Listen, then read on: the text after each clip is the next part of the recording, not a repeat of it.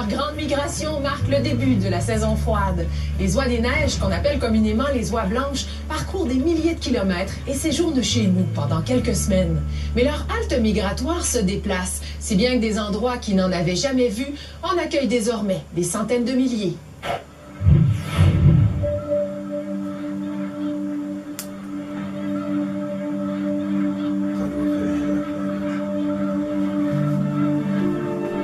Nous sommes au réservoir Baudet, en plein cœur de Victoriaville. C'est lui. Le jour n'est pas encore levé que l'ornithologue Gilles Lacroix entame son rituel d'automne. Là, tout juste devant lui, le plus important rassemblement d'oies des neiges du Québec. Alors, il y en a peut-être quoi, 600 000 proches, à tous les cas, d'après ce qu'on peut voir, sur l'étang. Ça va être très bien. S'il y en a autant, c'est parce que les oies délaissent de plus en plus le fleuve Saint-Laurent. Elles gagnent maintenant les terres agricoles et même parfois, comme ici, les milieux urbains. C'est vraiment exceptionnel parce que j'ai l'impression, à ma connaissance, en tout cas, qu'il y a très peu d'endroits où les oies sont vraiment si près des gens en plein milieu de la ville. 7 heures du matin et le jour se lève.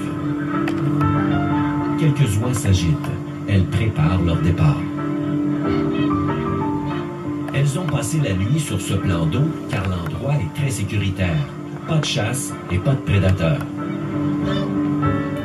Ils vont partir sous peu, là, parce que là, il est déjà fait l'air. Là. On en voit d'ailleurs quelques-unes là, qui veulent lever. Fait que le groupe va lever très bientôt. Quelques oies donnent le signal et voilà qu'un premier voilier quitte le réservoir.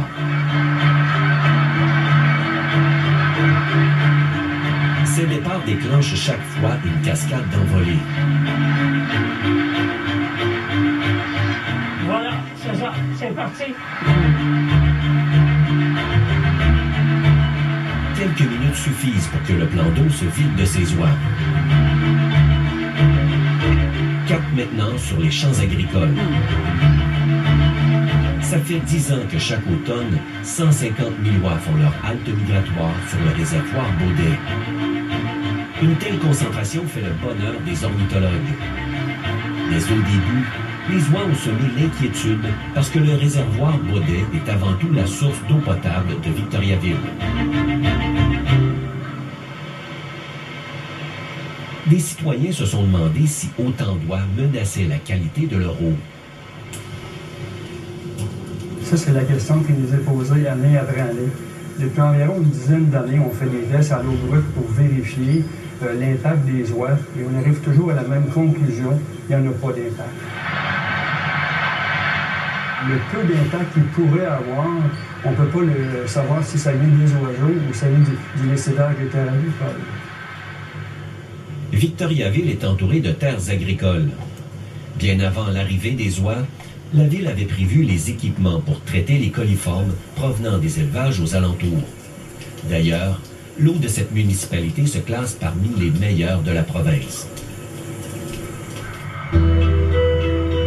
Traditionnellement, les oies s'arrêtaient dans la région du Cap-Tourmente et de Montmagny pendant leur migration. Mais depuis que la population a presque atteint le million d'oiseaux, les oies ont changé leurs habitudes. Elles occupent maintenant les terres autour du lac Saint-Jean comme jamais auparavant. Mais les avancées les plus importantes se font dans le centre du Québec, exactement là où la grande culture domine.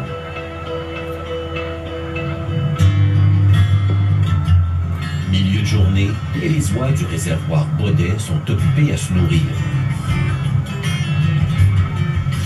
Gilles Lacroix a vu le paysage agricole de sa région se transformer.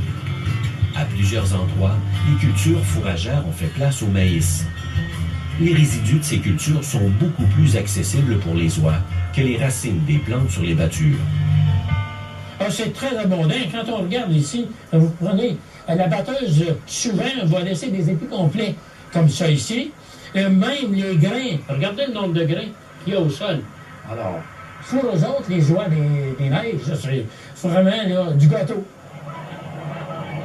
Le maïs est hautement énergétique pour les oies et ils tombent juste à point dans leur voyage.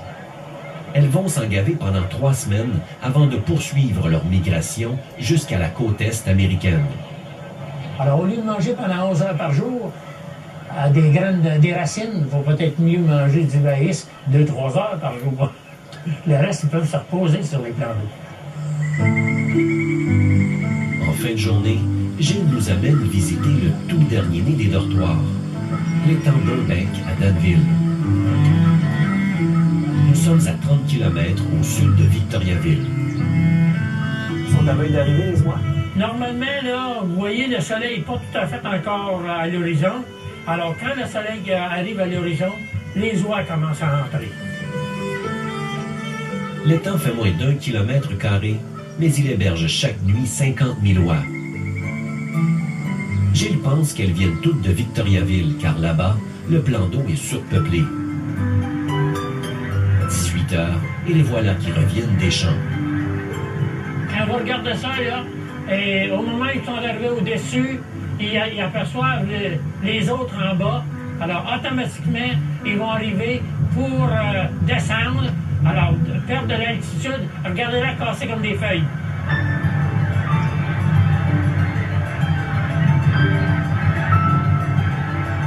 Ça vous fait penser à quoi?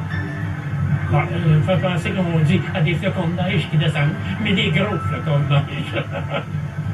On se lasse pas de ce spectacle-là? Non, chaque année, on a toujours hâte de voir les oies arriver pour assister à ça, au moins, comme on pourrait dire, quelques semaines à l'automne. Alors, ça clôture très bien l'automne. À la tombée de la nuit, Gilles nous a réservé une surprise. L'étang Burbank est situé tout près du complexe de serre de l'entreprise Savoura. Comme elles étaient illuminées lors de notre passage, Gilles a voulu nous montrer un phénomène rare, celui des oies lumineuses. Et ça fait comme un chapelet quand il passe au-dessus. C'est comme des petits jets éclairés, moi je dis. Là. Quand un voilier de retardataire rentre à la noirceur et qu'il passe juste au-dessus des serres, on aperçoit alors un reflet lumineux sur le ventre immaculé des oies. Le spectacle est chaque fois remarquable.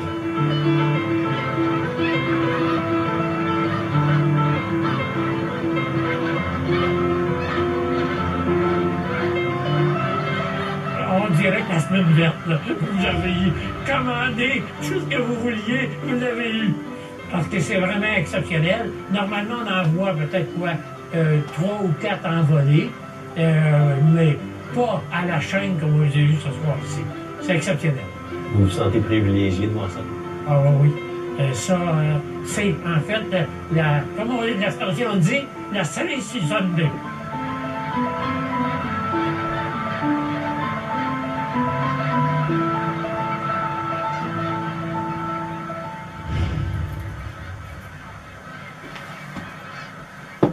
L'observation de l'oie des neiges entraîne des retombées économiques indéniables.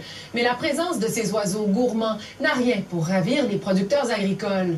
Au Québec, au cours des 5 dernières années, les oies ont causé des dommages qui ont largement dépassé le $1 million annuellement. L'un des moyens pour limiter l'expansion de l'espèce, c'est la chasse. Depuis 1999, on permet d'ailleurs la chasse printanière, une décision qui est réévaluée tous les ans.